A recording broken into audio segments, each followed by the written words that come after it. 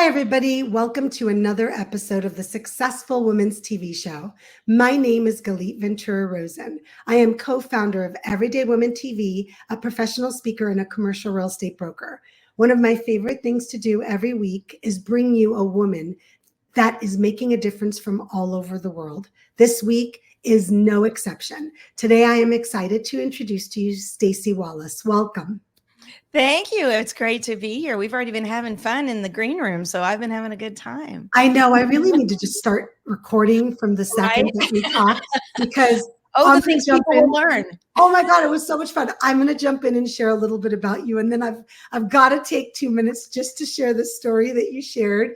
Staci lives in Texas and she's on her ranch, and she shared a really fun story. And for the city girl, it was a really fun way to kind of take me out of the city and put me there, especially because I'm so visual. So let's go ahead and share a little bit about you today, Staci, and then we'll jump right in. That was just so fun. Staci Wallace. Staci Wallace is CEO of Fueled by Fire. She is an anointed and highly prophetic businesswoman, accomplished 8-time best-selling author, speaker, and business strategist with 35 years of experience. She started when she was 12 in the field of business, psychology, and leadership development. I love those words. We're going to be talking about business and psychology together because that's a love of mine. As I said, she's CEO of Fueled by Fire, a global faith-based consulting company. I love that empowers kingdom entrepreneurs, CEOs, and influencers with the tools they need to create purpose-driven, highly profitable businesses and nonprofit organizations that glorify God in the marketplace. These are some fabulous words. I don't always read the bio until I get on. I kind of do that on purpose because then you get this real reaction. Right. And I just love, I'm a word girl and I love powerful words. And you have so many powerful words in your bio: God, purpose-driven, psychology and business, leadership development. I mean, glorify nonprofits. There's that glorify the kingdom. Like there's just really a lot of very powerful words. So thank you for sharing such a great bio. It's probably one of my favorites so far. Nice. Beautiful. Yeah. So Staci, we're going to be talking today about the power of purpose-driven leadership. And I'd love for us, first, before we share the story, we'll sprinkle that in. Could you share with us what that means to you, purpose-driven leadership? Well, I think especially today, there's a lot of confusion around what purpose is, and we confuse role and purpose. And we've been blessed to raise up companies into the hundreds of millions. One company went over $1 billion market cap, and big sales teams into the hundreds of thousands. So my husband and I have been in business for 35 years, equal that with even more years in ministry because I was a preacher's kid. Wow. And my grandfather raised up missionaries and sent them around the world through his Bible college. So I grew up where purpose was something that meant that you're doing what God put you on this planet to do.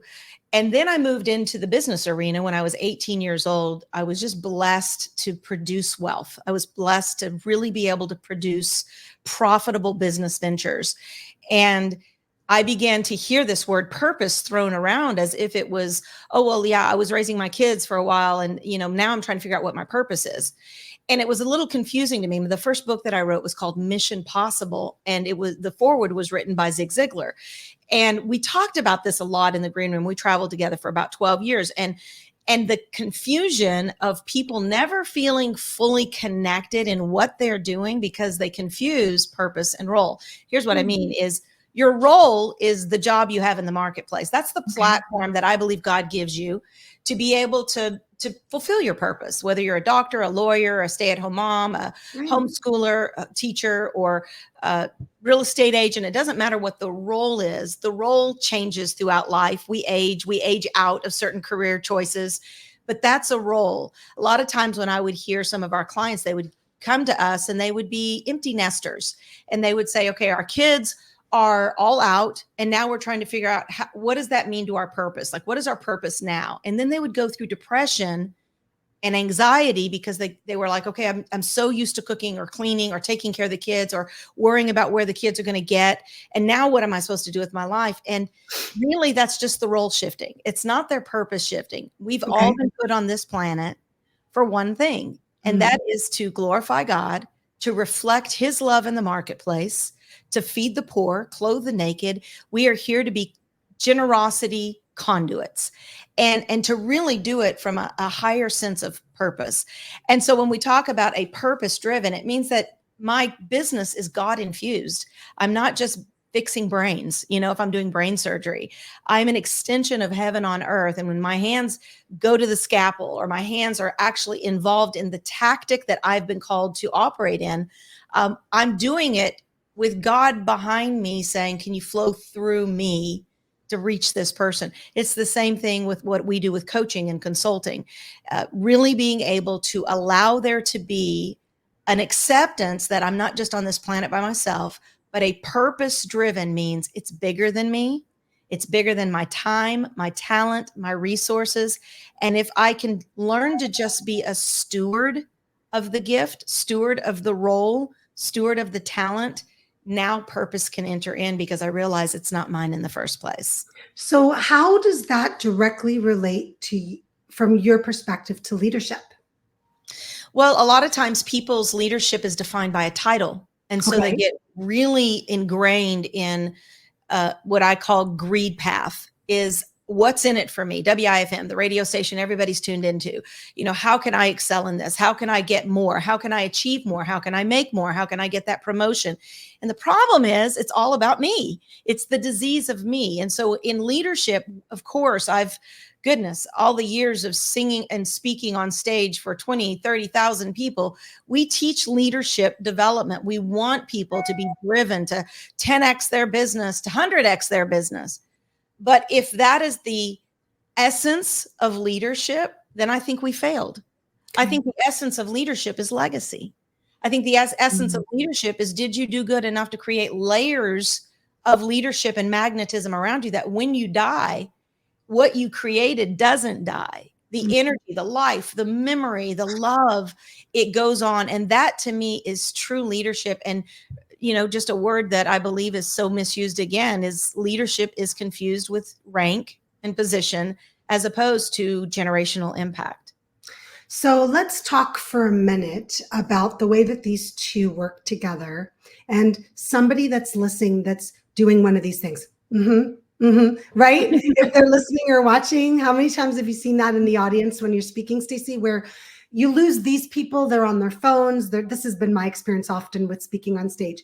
And I'm like, oh, those are not the people I'm supposed to be talking to. No big deal. Let's focus on these people that every second are going.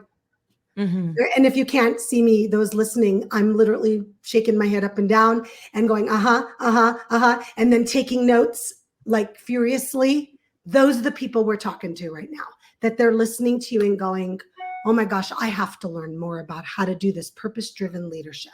What are the type of things that we can give them that they can sit down and start? Maybe they haven't started on this journey yet. Maybe they have this passion to want to be a purpose-driven leader and they don't even know where to start. Where can we start them? Well, for me, I grew up around this concept that there was a higher power, we call it God in our household, Of course. and a connection to not just the universe, but the creator of the universe. It allows you to think, wow, there's maybe potential for me, because even if I have failed, and, in my early 20s, I was nominated for New Female Vocalist of the Year in country music. Wow. I was 5 songs into my album. I had already sung at the Olympics, been on the stage with 5 US presidents. And then all of a sudden I find an absolute, what I think is a dream come true, relationship, and I get marry a rodeo cowboy. He was a lot older than me. I was in my early 20s, 20 years old.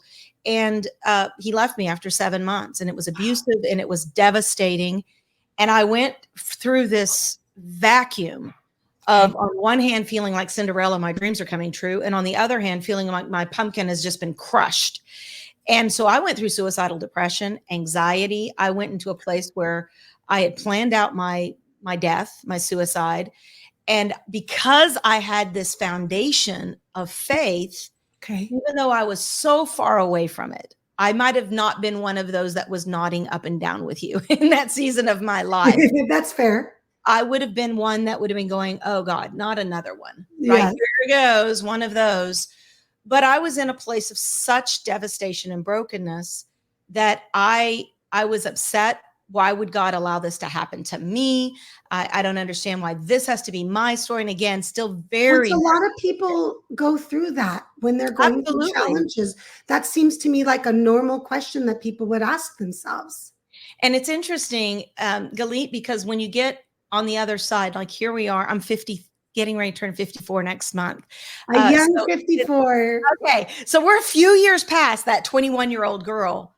But here's what I can say to people is just because you're going through a season of darkness does not mean it's not going to have incredible value and purpose when God can flow through it. Beautiful. Because today, that same abused, suicidally depressed girl that felt like my whole world had fallen apart today is the founder of a nonprofit organization that rescues and restores the lives of women who have been raped and abused and trafficked. And God has used all of my for-profit activities to produce wealth to funnel a lot of money into nonprofit activities. Had I not have been scorched with pain and suffering, I may not have the compassion that I have today for those who have gone through what I went through and even more. So when we say purpose-driven, can you have purpose-driven pain? Can you have purpose-driven seasons where everything felt like failure? I can tell you the season of getting out of that dark mass feels like forever. But once you finally get on the outside of the story and you're able to release, and there's a process we take people through that it's about information, then we go through transformation, then we go through duplication, and then monetization. Okay. And ultimately, monetization is when you're creating generational wealth and impact through your story. But when you're able to escape that information season of pain and suffering, you can't let go of it. It's almost an addiction. You hold on to it like a Linus blanket. You tell everybody about it. You feel like they need to know your story because it gives you validation. That is the hardest season because you're suffering and you don't know For it. sure. And so when you get outside of that, then you begin to realize, oh, I get it. There's like not one world leader that didn't have a suffering story. This just happens to be my story. I now need to go, okay, God, this is a gift to me. How do I unwrap it? It took me about a decade to unwrap the gift that God gave me. In that season, I thought it was a curse. I thought it was against.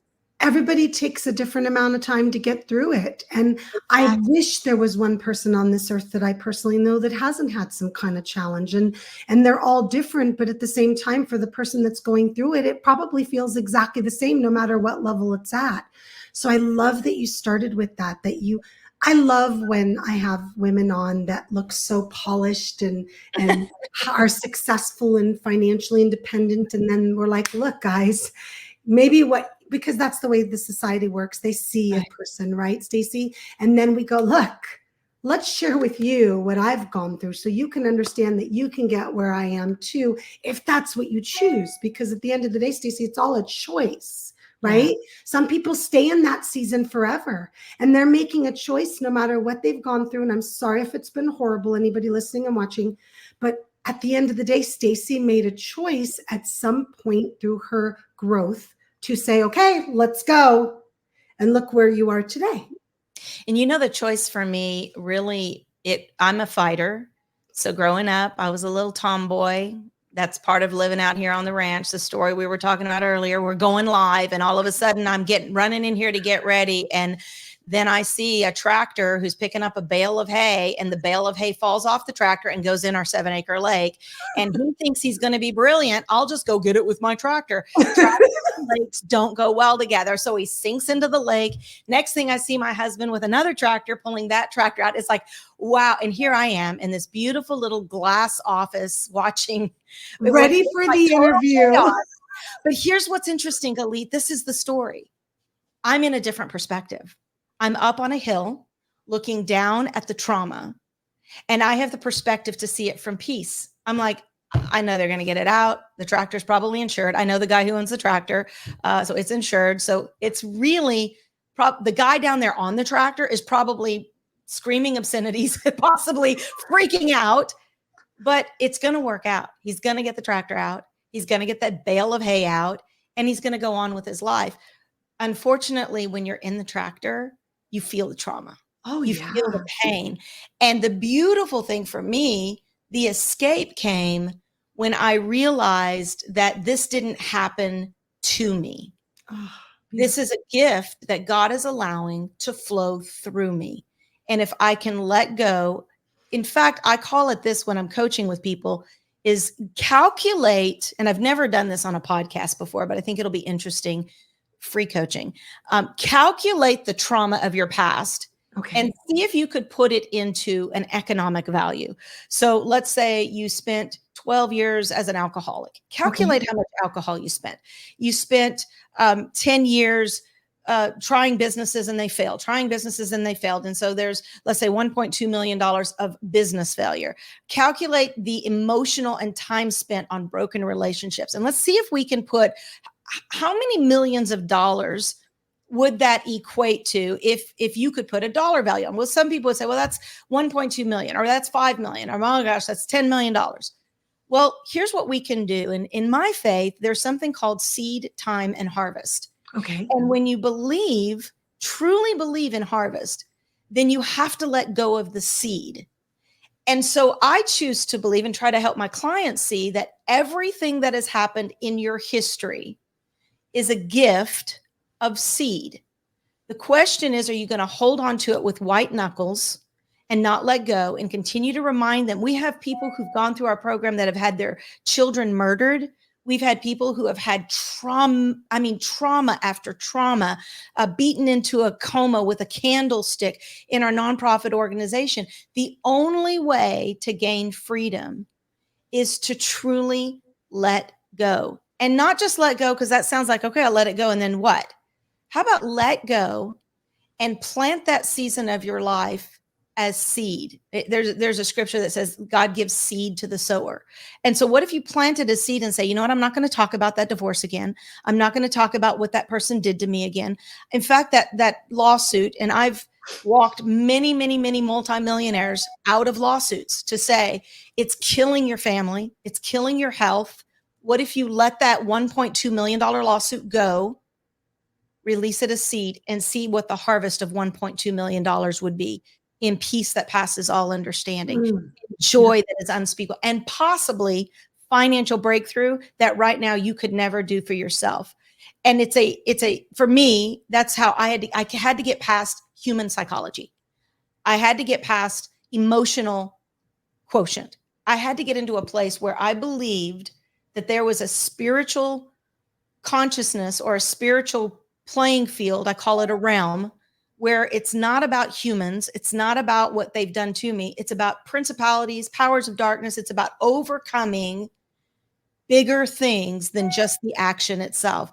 And when that happened, it started to change everything in our lives. We were able to help people get out of years of trauma because they realized it's doing me no good to carry it around like a little Linus blanket, telling everybody this is what happened to me and this is why I am who I am.